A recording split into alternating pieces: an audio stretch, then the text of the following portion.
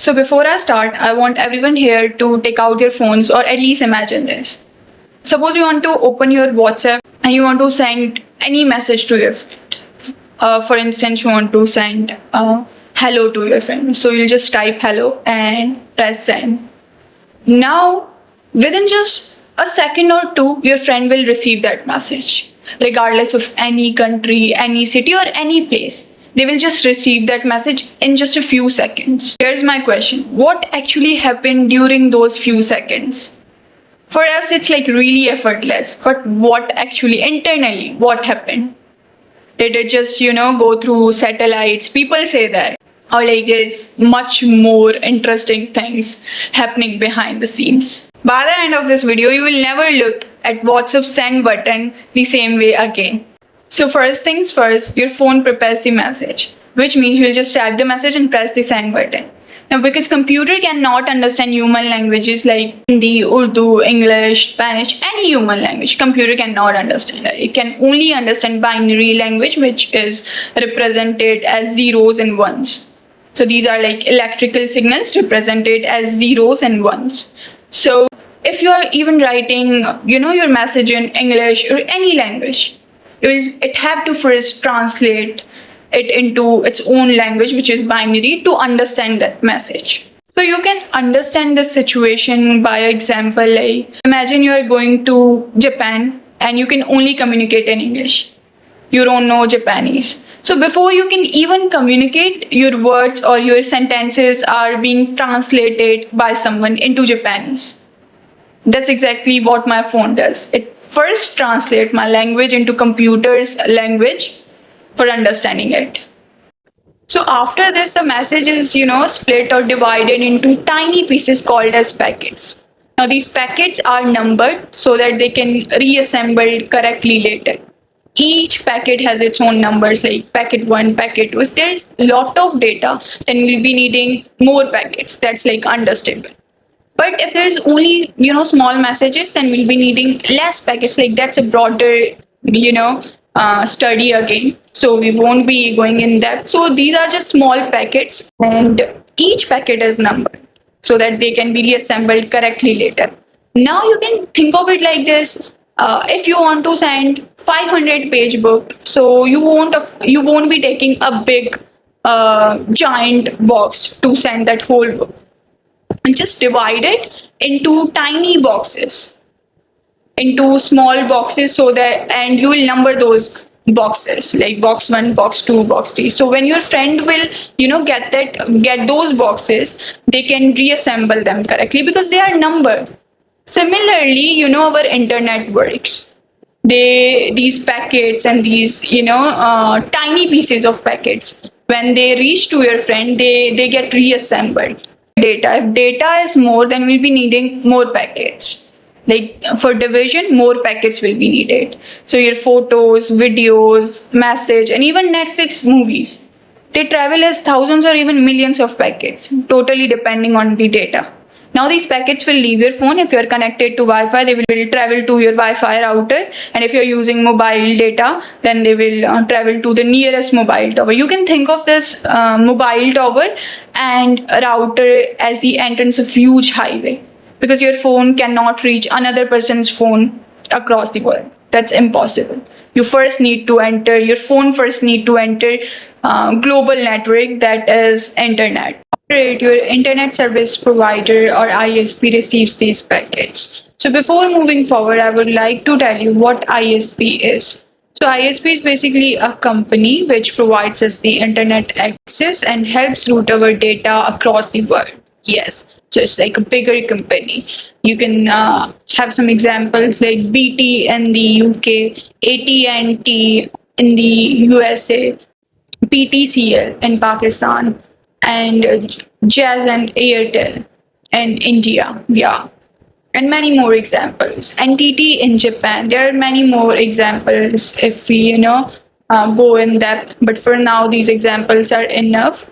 Now you can think of this ISP as the courier office. So imagine you hand over a parcel to courier office, and now their job is to deliver that parcel by choosing the fastest path. Similarly, your ISP works. It will, choose the fastest route, which will, transfer your data.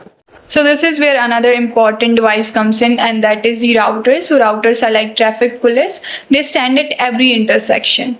Now, whenever any packet reaches to one router, it asks, where should this packet go next?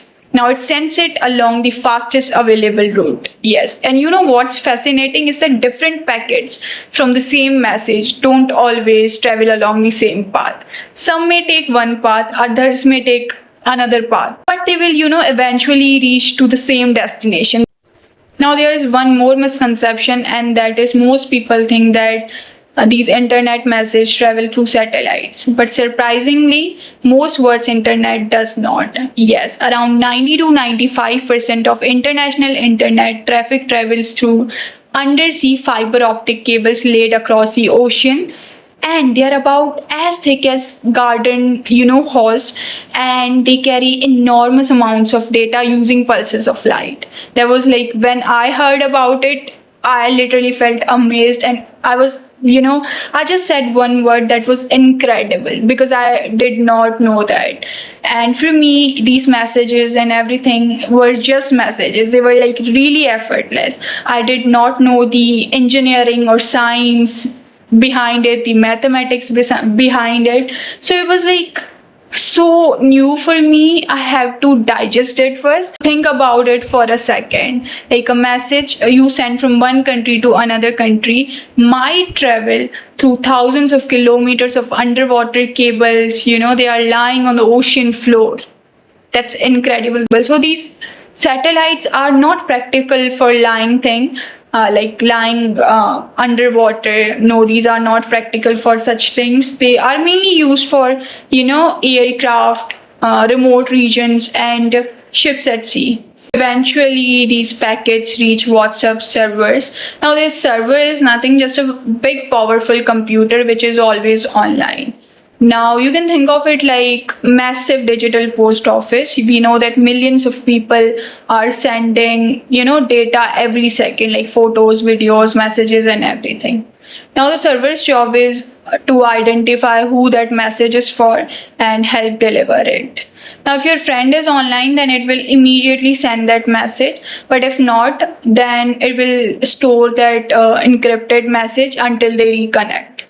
Now here's one of the most important parts, that is when your message will leave your phone, WhatsApp encrypts it, which means it will create some codes, secret codes, when your message will leave your phone just after it. If you're writing hello, then it will, give some code for that hello. Like H will be as anything.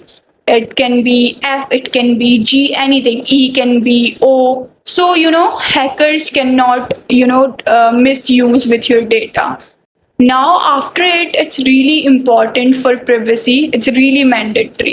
WhatsApp says that it cannot, read your personal messages or any messages because of end-to-end encryption. We always see that end-to-end encryption at the top of our chat, or, in settings and everything. So that end-to-end encryption means your messages are, secured, and they are, when you are sending those messages, they are converted into secret coded form, and your friend's phone only has the digital key to unlock those messages. In between, no one can see those messages. And even if some hacker or some people try to see those messages, then they will see those secret codes. And finally, your friend's phone receives all the packets. Remember those numbered boxes? So your phone, your friend's phone will receive all the packets, and it will reassemble it in correct order. Now it will convert that binary language back to human language, basically.